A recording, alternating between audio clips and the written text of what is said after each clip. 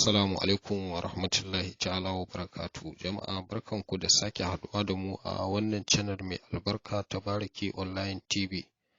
Channel ce da take kawo muku sirrika da magunguna domin neman addu'ar mutanen kirki. ‘Yan uwa, wannan sirri da muke tafe da shi ga wani sirri na neman ɗaukaka da buɗewa harkoki da samun alkhairai da samun dukkan abin da ake buƙata na rayuwa.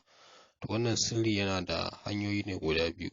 Wannan sirri idan kana neman ɗaukaka ko neman wasu kuɗaɗe ko kuma kana so ka mallaki wani ka rinjaye shi, mace ko namiji su kasance a koda wani lokaci suna tunaninka, hulɗa za su yi ko ta harka, to sai sun neme ka ko kuma sai sun saka a ciki.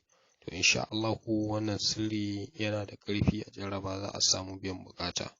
Amma dai kada ku manta, idan wannan shine farkon ziyartar ku wannan channel mai albarka, muna buƙatar ku danna subscribe, ku danna alamar ƙararrawa domin sanar da ku sababbin shirye-shiryenmu lokacin da muka ɗora. To ba tare da ɓata lokaci ba, za mu yi muku wannan bayani insha Allah. To yadda wannan sirri yake, za ka sami allon ƙarfe ne. Bayan ka samu allon ƙarfe, da daddare ake yin wannan aiki. Za ka yi miftahul amal. Bayan ka yi miftahul amal, ma'ana za ka yi istighfar 100, salatin annabi 100, hailala 100. Bayan nan kuma ya kasance da alwala a jikinka. To shikenan za ka samu allon ƙarfe, za ka rubuta waɗannan hatimai guda biyu, za ka rubuta sunan buƙatarka a ciki.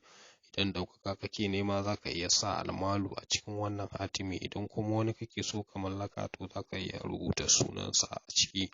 To insha Allahu, bayan ka rubuta wannan hatimai guda biyu akan allon ƙarfe, to za ka rubuta, za ka ɗora wannan shi allon kenan akan wuta, akan garwashin wuta. Shikenan sai ka ci gaba da wannan wuridi. Farko za ka karanta jauhara ƙafa 11, jauharatul kamal kenan, za ka karanta ta ƙafa 11. Sannan za ka karanta ya waliyu ƙafa 800. Sannan za ka karanta ya ja'ibu ƙafa 800. Sannan za ka karanta ya Allahu ƙafa 800. Sannan za ka karanta ya wahabu ƙafa 800. Bayan ka gama karantawa, sannan za ka yi addu'a a bisa wannan buƙata taka da kake da ita. Yauwa, to bayan nan insha Allahu haka za ka dinga yin wannan aiki. Haka za ka yi wannan aiki. Kullum za ka yi tsawon kwana 3, kuma ana buƙatar za ka samu abu mai zafi, za ka yi sadaka da shi.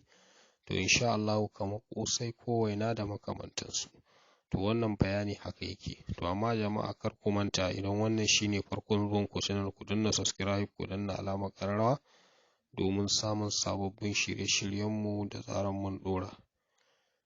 Daga wannan muke cewa kuma assalamu alaikum wa rahmatullahi ta'ala wa barakatuh.